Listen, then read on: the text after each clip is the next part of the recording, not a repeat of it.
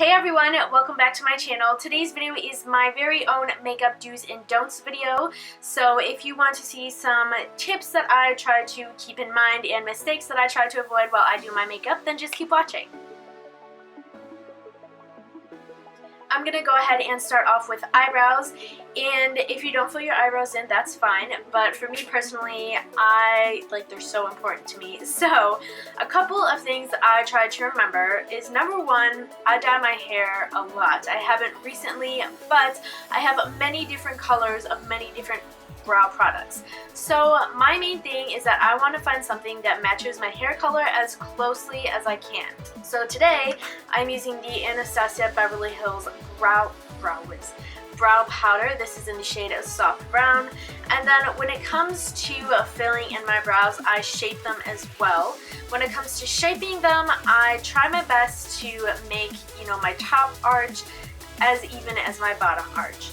I used to have really flat brows, so I would kind of like shape the top and not the bottom, and it was just a mess. So this half of the face is going to be the good side, my do's, and this half of my face is going to be my don'ts. So I'm going to start off with my brow do's.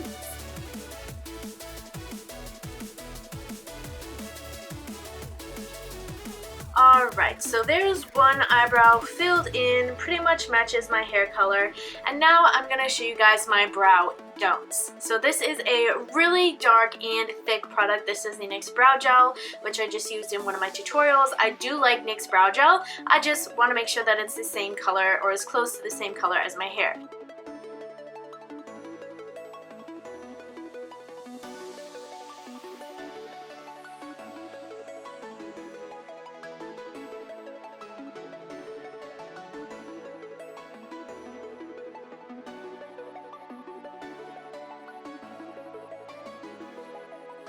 Moving on to concealing the bottom of your brow, you want to make sure that you use something just a little bit lighter than your actual skin tone, and the reason for this is because that's going to give your eyebrow, well, first of all, it's going to clean your eyebrow up and make it really nice and sharp, and second of all, it's going to give you a really nice and natural, subtle looking brow bone highlight. The lesson that I'm trying to teach here is that you don't want to conceal with just any concealer.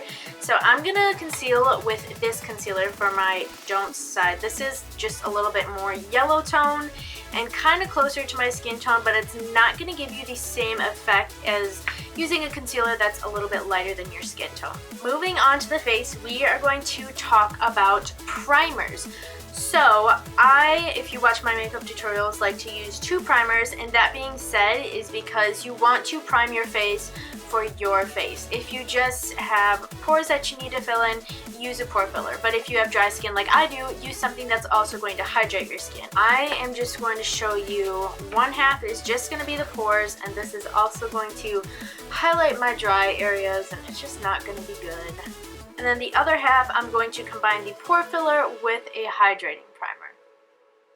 Now that I have primed my face, I'm going to move on to foundation. You guys know that I love the Maybelline Fit Me foundations. Hands down, there are just a lot of, well, not a lot, but I like that you can either go matte or dewy. I really appreciate that. I'm going to go ahead and do matte foundations. So I'm going to show you guys what the difference is using a sponge if you have dry skin and you want a matte foundation, and using a brush does if you have dry skin in matte foundations.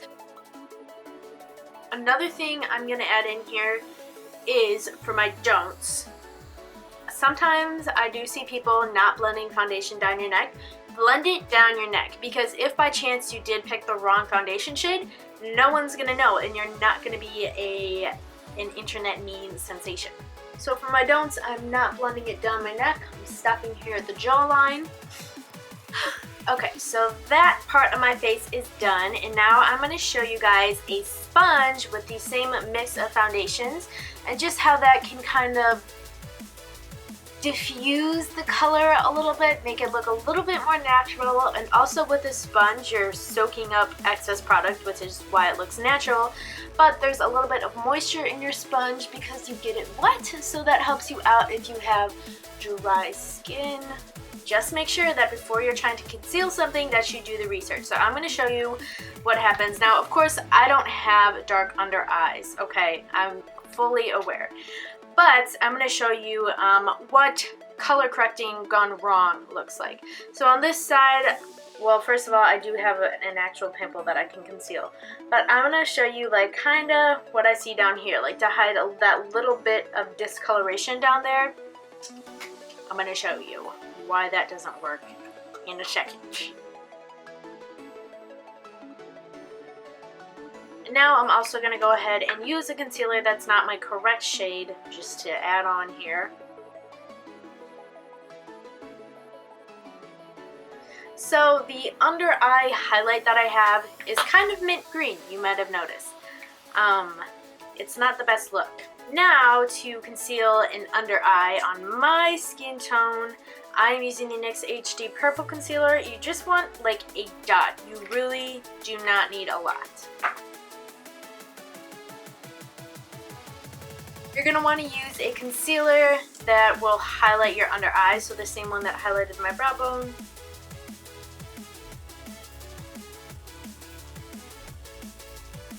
Now you're going to want to make sure that you set your under eye. For my good side, for my dews, I'm going to use something that is a couple shades lighter than my skin tone. This is just going to give us a little bit more of a nice bright under eye highlight. And for my bad side, I'm going to use something that is more my skin tone and will not highlight my face. Now we're going to move on to the rest of the face, and I'm going to start with contouring. The reason that you contour your face is to slim it or to accentuate the shadows, which in turn slim your face. So that being said, if you look at the shadows kind of right underneath my cheekbone, that looks more gray than brown. Because of that, we want to make sure that we are using a gray toned brown shade. And when I mean gray, I mean this looks like a gray brown over this, which looks like a much more orange brown.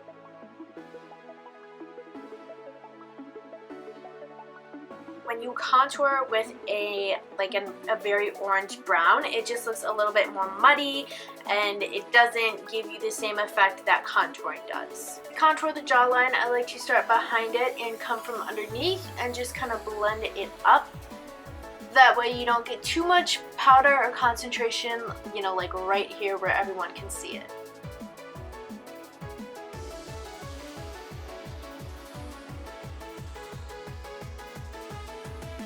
Okay, so moving on to blush, as you guys can imagine, this is going to be quite exaggerated, but you really, you want some color on the apples of your cheeks, but you don't want it all concentrated there. So for my don'ts, I'm going to focus the color right here.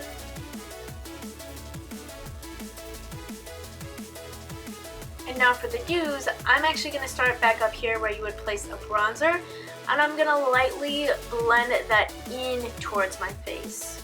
For a highlight for the dews, you just want to place a little bit of this right here on your cheekbones. And then what you want to do to make it look a little bit natural is just pounce a blender sponge over it. That's just really going to make it sink into your skin. For the nose, I'm just going to show you the no part. That is taking straight product and swiping it down and not doing anything else. Granted, the highlight from afar looks great, but when you get up close, you can see that it's just a line of highlight. And now for the nose, on the nose, like the no-no, on the cheekbones, that is just going to be dragging this everywhere, dragging this too far down, just not having a controlled highlight. It's up to you how much you put on, really. I mean, I would say do not make it look like, wow, she's wearing a highlight. Just make it look like, oh, she's so glowy, okay? That's it for the face. So now we're gonna move on to the eyes. Step number 1, please prime your eyes. This is going to make your eyeshadow stand out and last longer. Everything is going to be better. Let's say you prime your eye and you don't set it. Make sure you set that eye primer with something that is very kind of like natural skin tone color. It's just gonna help so much. It's gonna make you not crease. Your eye makeup's gonna look great. It's all gonna be good. On to eyeshadow. When you are working with your first transition shade, do use a fluffy brush.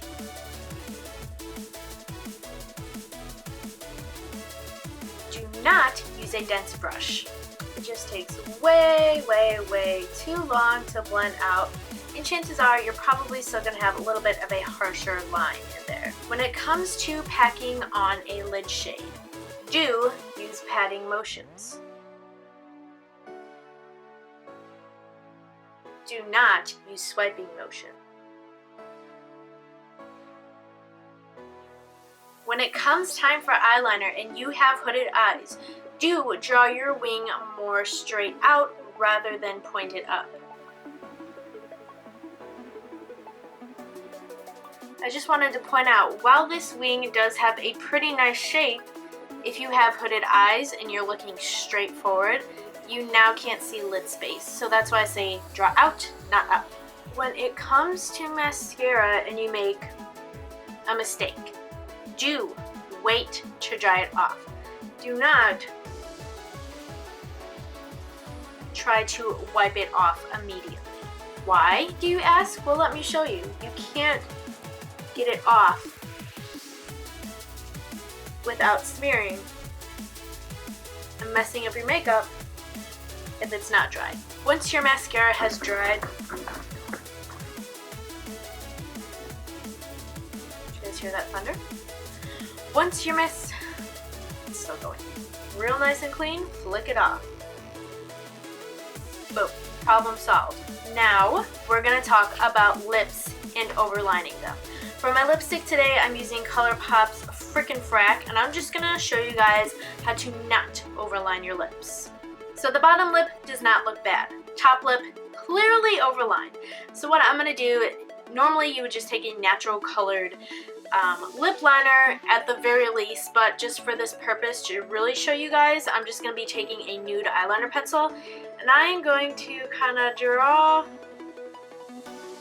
right on top, right here where my lip is. And then you're just going to lightly diffuse. And the purpose of this is strictly to hide where the start of your lip is. The other thing is, you don't want to be dramatic and totally overdraw something that just doesn't even look natural. A little bit will go a long way. If it doesn't look like it's a big difference to you, I promise you that to someone else it looks like a big difference. So I'm actually just going to use another color to show you guys. So you'll see, rather than just going straight down right here, I have a little bit less like volume up here on this side and a little bit more of a nice curve down here. And that's kind of going to lift this area of your face and make it look like you're kind of like smiling. So I guess that kind of wraps up my makeup do's and don'ts. I hope you guys got some tips out of this, and please do not worry if you saw something on my don'ts side that you do. I have done every single one of these. You have to, you know, it's like there's gotta be a storm before the rainbow. You gotta mess up sometimes to learn. That's totally okay. Everyone has gone through this phase before. I promise you, you are not alone. But anyway, those are just some simple do's and don'ts I try to avoid or do while I do my makeup. So thank you all so much for watching. Don't forget to like and subscribe before you leave, and I will see you guys in my next video. Bye guys!